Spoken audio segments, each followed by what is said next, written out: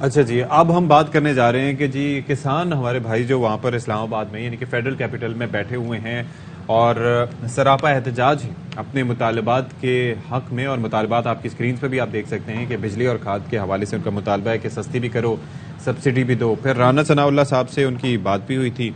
और फिर उसके बाद उन्होंने कहा था कि वो वजीर आजम तक उनकी गुजारिशात भी पहुंचाएंगे, लेकिन न जाने उसका क्या हुआ। बिल्कुल जी, कुछ अभी तक तो नहीं हुआ और पीर तक यानी कि आज तक की डेडलाइन दी है हमारी किसान बिरादरी ने। और साथ में फिर उन्होंने कहा है कि वो आज के दिन अब डी चौक की तरफ जो है वो मार्च करना भी शुरू करेंगे। और समहाउ अभी तक हमने ये देखा है कि कोई भी हुकूमती नुमाइंदा किसान बिरादरी के पास दोबारा नहीं गया उनसे बात करने के लिए, और जो डेड लॉक है वो जूं का तू है। हमारे नुमाइंदे फरूख इजाज हमारे साथ मौजूद हैं, उनसे जरा मजीद तफसीलात जान लेते हैं। फरूख, आज छठा रोज जो है वो हो गया है इनके एहतजाज को, और अभी तक हम देख रहे हैं कि बस एक राना सनाउल्लाह साहब आए थे, उसके बाद तो उनके पास कोई आया ही नहीं इनकी दादरसी के लिए। क्या ताज़ा तरीन सूरत हाल है और क्या कह रही है किसान बिरादरी आज?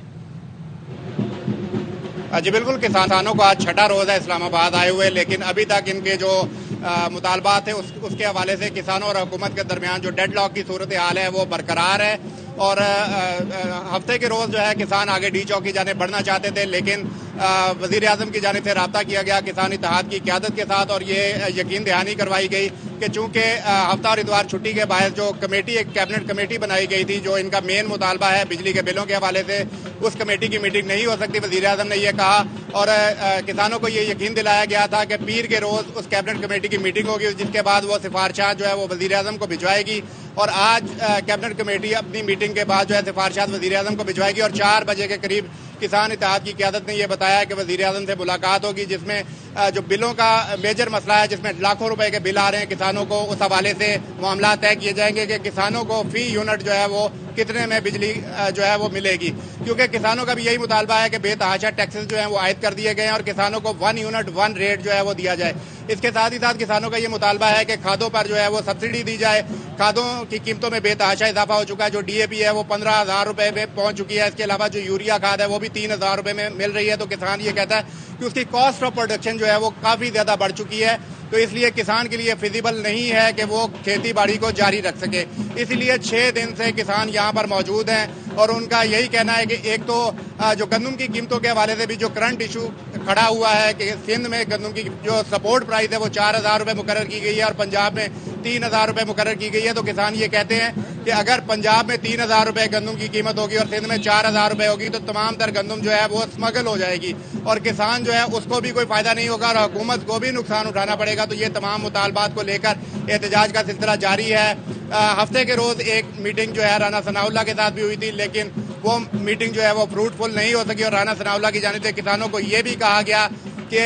राना सनाउल्लाह साहब ने जो का ये कहना था कि जो तैयारी उन्होंने इमरान खान के लिए कर रखी है कहीं वो किसानों पर न टेस्ट करनी पड़ जाए, जिस पर किसान जो है वो सरापा एहतजाज भी हुए और मीटिंग से उठ कर आ गए। उसके बाद वजीर आजम ने रब्ता किया और किसानों को यकीन दिलाया कि पीर के रोज तक किसान वेट करें और उनके जो मसाइल हैं उनको हल कर लिया जाएगा। किसानों को वजीर आजम ने यह भी कहा था कि किसान वापस चले जाएं और हुकूमत जो है वो नोटिफिकेशन जारी कर देगी, लेकिन किसानों ने यही कहा कि वो